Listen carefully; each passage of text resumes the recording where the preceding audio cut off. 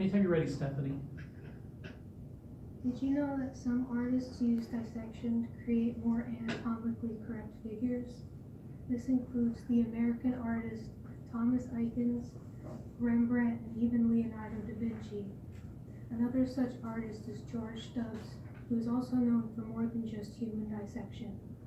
The story of how far Stubbs went to cure his curiosity is an interesting one. So if by the end of this presentation you will have a cool story to tell your friends, or even something that may help you win trivia night someday.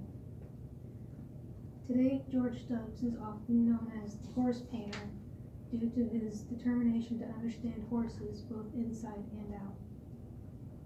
In the next few minutes, I will be informing you of who George Stubbs is, what he did to become known as the horse painter, and how it ended up changing his life.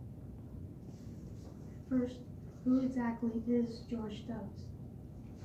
Jules David Brown's 2017 article in the British Art Journal has a good overview of Stubbs' life. He was born in 1726 to a Liverpool currier and leather seller, which means that at a young age he understood the exterior of a horse, and by the age of 8 he was trying to undergo anatomy studies. Later on, while working on his painting career, he studied anatomy at a hospital in York, where he would give lectures to students, as well as being asked by Dr. John Burton to illustrate his essay towards a complete new system of midwifery, which he achieved by dissecting the body of a mother who had recently died in childbirth. He could possibly achieve this by paying grave robbers to exhume the body a few days after it had been buried, which is actually a fairly common practice in the medical field at that time.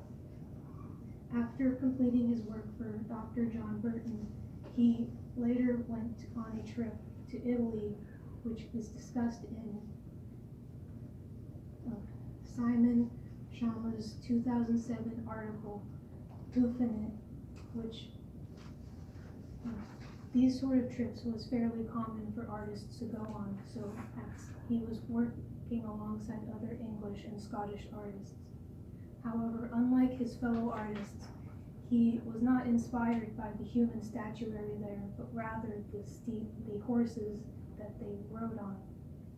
Not interested in painting the nobility as heroes in his paintings, he would rather place that role on their steeds instead.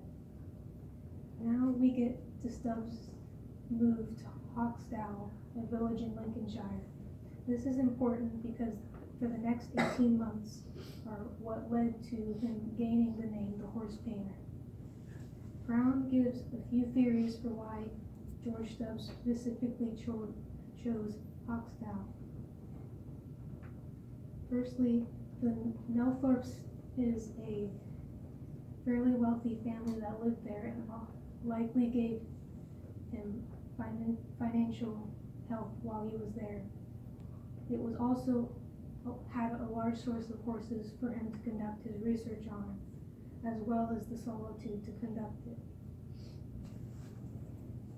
Going back to Shauna's article, we learn the complicated process Stubbs had to achieve his research. Firstly, he had to cut the jugular and bleed the horses, and later inject them with tallow to help preserve the veins and arteries of the horses, which he would then suspend in a contraption of hooks and straps in various standing and trotting poses. Then he would take about 11 weeks to fully dissect the horse. In my general humanities class last semester, I actually learned the following information that I'm going to put into a hypothetical situation. So imagine it's the 1700s and medicine has not advanced very far, so the general life expectancy is about 35 years. And horses are around, and so when you're dissecting something, you have to be careful to not cut yourself or you will likely die in the process. But horses are rather large, so you need a large space to keep them, such as a barn.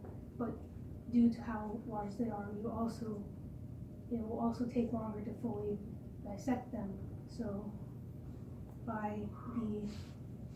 he needed an uninsulated barn to conduct it, which upped his shivering, meaning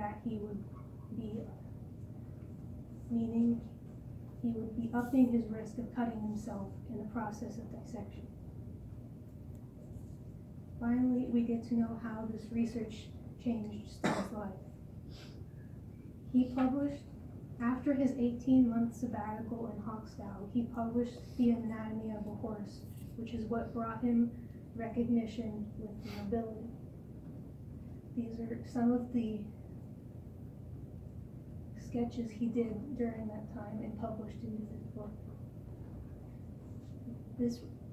These noble families would often commission him to create paintings of their own horses, such as this painting of the horse Whistle Jacket, which is actually said to have reared up when it saw itself in painting due to how realistic it looked.